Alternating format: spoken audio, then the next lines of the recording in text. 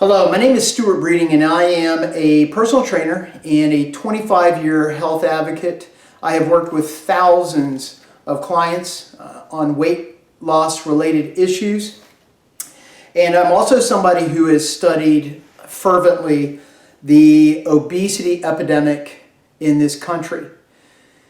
This is a taboo subject that people do not want to discuss anymore, but as a health advocate and somebody who has got their finger on the pulse of this massive epidemic, not just COVID-19, but also America's obesity epidemic that has been getting progressively worse for many, many years.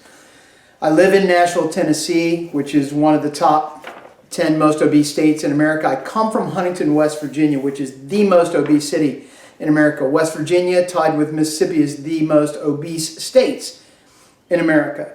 So again, this is a very taboo subject, obesity. But also, as we begin to discuss COVID-19, this is also an increasingly alarming conversation that we need to start having objectively. I am not a doctor, I'm not a virologist, I am somebody who is watching the big picture. And there's a lot of alarming things that are happening right now that gave me cause to do this video today. With that being said, please understand I am in no way whatsoever alluding to the fact that every single human on this planet can be infected with COVID-19. We know that. We know how alarmingly contagious this disease is. What I want to discuss today is what happens to every single human who may be infected, who also may be suffering from America's obesity epidemic. I'm a big advocate of Joe Rogan. I just think he is always trying to find objective, good data. 3 weeks ago, he had a doctor, Dr. Michael Osterholm, not from the CDC, I think from a different organization. It doesn't really matter where, but he is a virologist and really a virus hunter, somebody who's trying to understand the origins of where a virus comes from. He was one of the only people, no, not one of, the only doctor with solid credentials 3 weeks ago who made reference to the fear that he really had in the back of his mind was we did not yet know or understand the effects of COVID-19 on the population of the United States, specifically the obese population. And when he said this, a light bulb went off in my head, and immediately I was like, fuck. Oh my God. I hadn't thought of that. Now, one thing that I kept hearing coming up and that you keep hearing day in, day out is this: across the globe, everybody who has experienced it, or doctors who are trying to help with this and also trying to understand it, is this quote: "This thing seems to know your weakness." And we have seen and heard, documented, the effects of COVID on elderly population that we'll get to and whatnot. But now we know, obviously, it's not an age group, it's not a specific age-related issue, it's a health-related issue. It seems to know your weakness. Now, with that being said, as soon as he said that, I knew the reality of that conversation, which was the CDC, I believe in 2018, is reporting somewhere around a 45% obesity epidemic in America. And that means upwards of 60 to 70% of America is overweight. Those are low numbers. Now, of those numbers, and I have to bounce around here a little bit, white and Hispanics have about a 42. White people, Caucasian, Hispanic are about 42.2% obesity percentage. Black African Americans are almost 50 at 49.6. Hold this in your head. While Asians are at 17.4. They are the lowest percentage group of America. Keep that in the back of your mind as we get through this. Now, with that being said, this is why my brain went when he said this. Every year, 300,000 Americans are dying from obesity-related diseases. That is 821 people every day. 821 people every day. This past week, America just topped 1,000 deaths a day, horribly, due to COVID-19. 1,000 a day. We are projecting that's going to get worse. I am praying that that is not the case. The diseases related to obesity, mortality, those 300,000, 821 a day. Heart disease, just a couple here. Heart disease, and you've heard a lot about hypertension and things like that. Cancers, specifically diabetes. 34 million people in America with type 2 diabetes. 88 million, a third of the population, is pre-diabetic. And this is just CDC doing random studies. And I'm going to tell you right now, because I am in the field and I'm constantly looking at our population, I can tell you the numbers are much worse than that. There are three factors that we know right now, and I've had a lot of time on my hands because I've been at home for the last 2 weeks. There are three factors that can predict overall outcome of the COVID infection, and there's other countries around the world that we can look to. Okay? Pay attention to this. Testing, without a doubt, right? USA is not doing enough testing.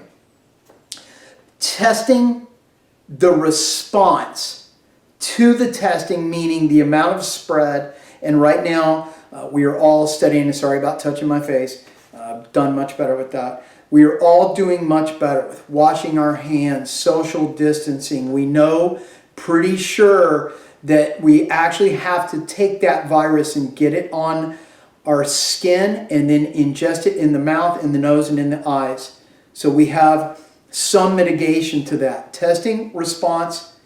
The third thing that will predict the overall outcome of COVID-19 response on any given country is the health, the current health of the population. America and all of westernized Europe, and what I mean by westernized means access to cheap, high caloric, shitty fast foods. Hello McDonald's, hello Domino's. Very low workload, meaning you're not doing anything. You're just sitting around staring at a computer or FaceTiming all day.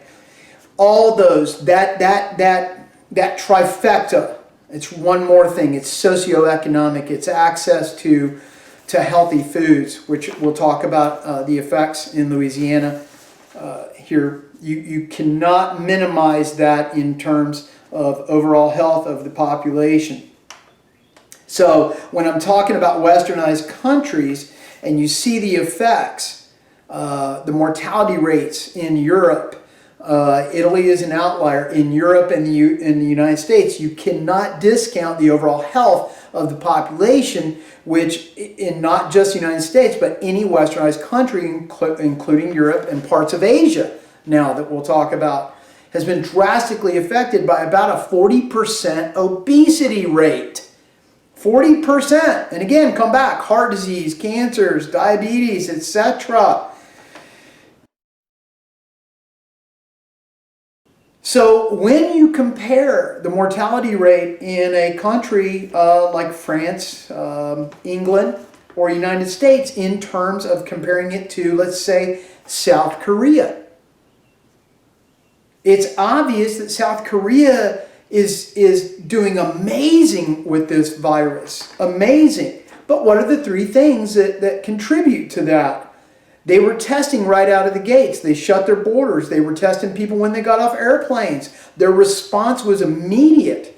They locked down everybody in the country right away. The health of the population. South Korea has a 5.3% obesity rate. 5.3 of the population. It is second in the world to Japan, that has a 3.7% obesity rate. Now, Japan also has the oldest population in the world. Second is Italy, oldest population in the world. Compare that mortality rate. South Korea, United States, Europe. You have to look at these three things. What was the testing? What was the response? And what was the health of the population? So, 3 days ago, you don't believe me, 3 days ago, Reuters publishes an article why New Orleans mortality rate could be 7 times higher than New York City. Now, keep in mind, New York City is relatively healthier than Louisiana.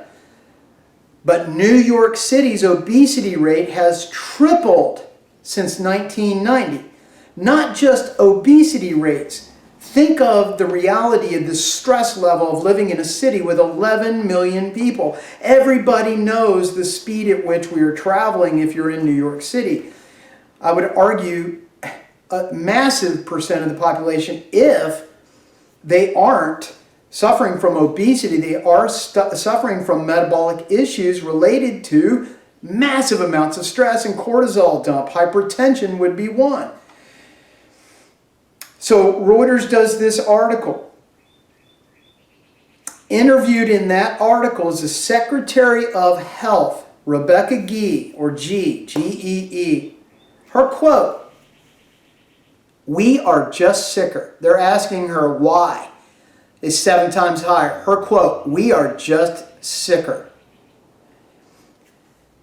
From the article, 97% of mortality in Louisiana had pre-existing conditions. Pre-existing conditions. What do you suppose those were?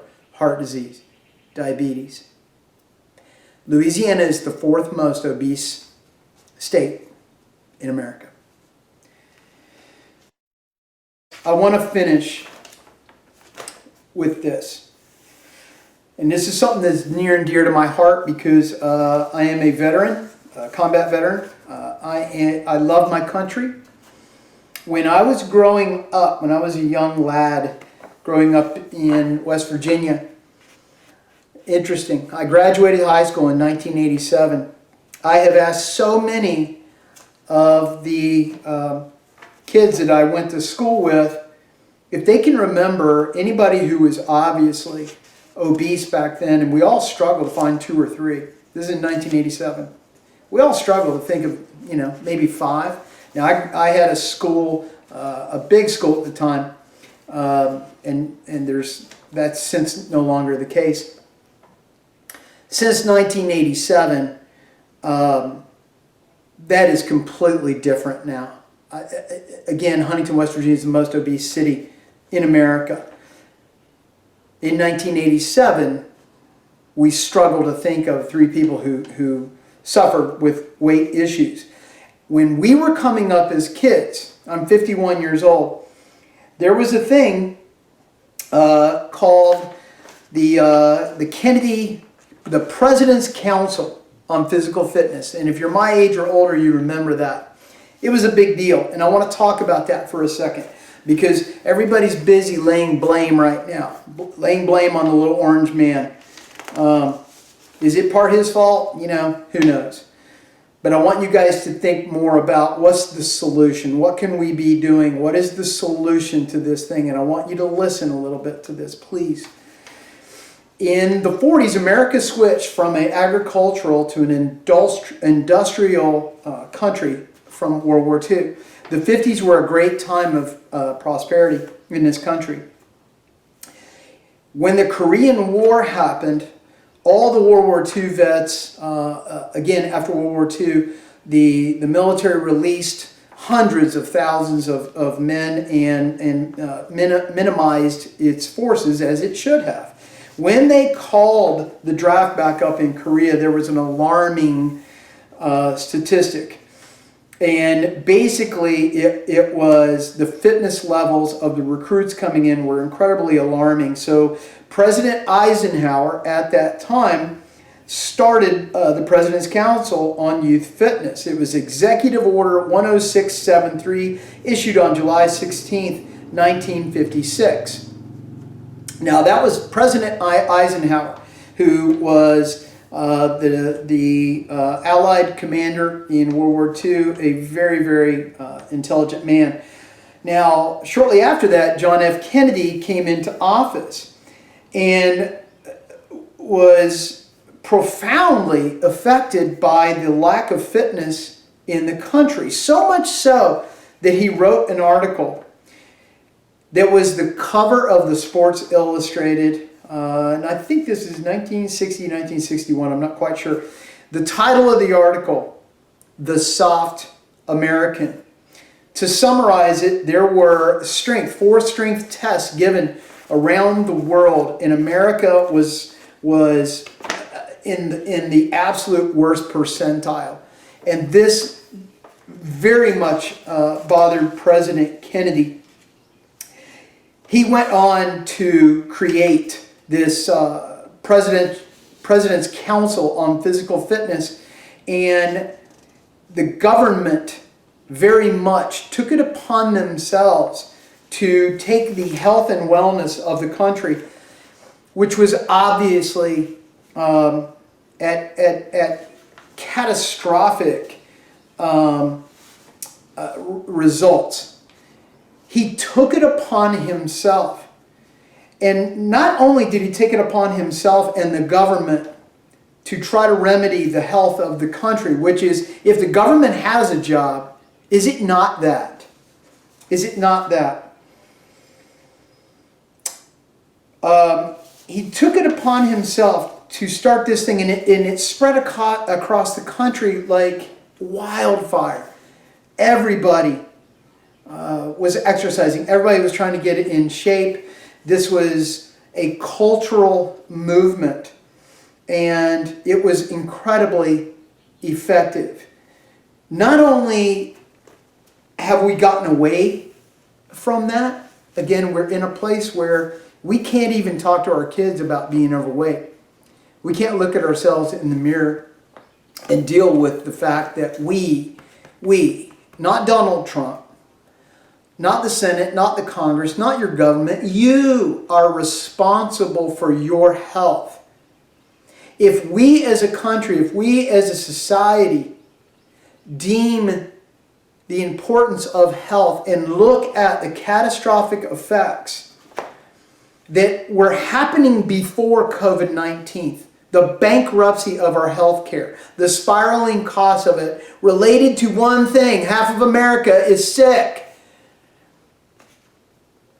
If we don't think that that is the most important thing, and we don't start doing something about it, and we demand our government officials take action, and that means getting after big food. That means education. That means not just handing out checks to people, but we have to require things of them. We have to require they get to a certain body weight. Even bringing back BMI standards would be better than nothing.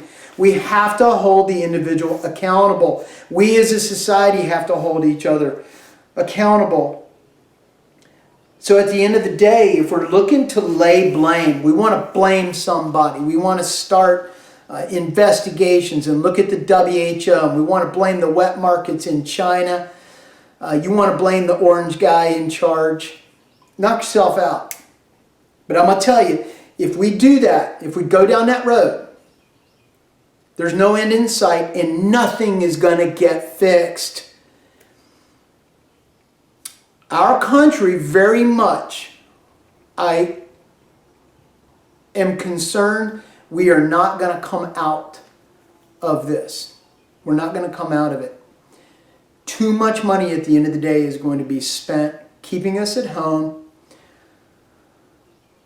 while we mitigate the effects of this disease that we should have prepared for long ago, not just in terms of the virus, but the overall health of the country. If we were a healthier country, a large percentage of us would probably already be back to work. That's a tough one. So is it the responsibility of our government? Yes. But who sets those standards? You do. I do. We have to take it upon ourselves. I'm going to leave you with this. The immortal words of John F. Kennedy himself. Ask not what your country can do for you. Ask what you can do for your country. Thank you, and please, please stay healthy.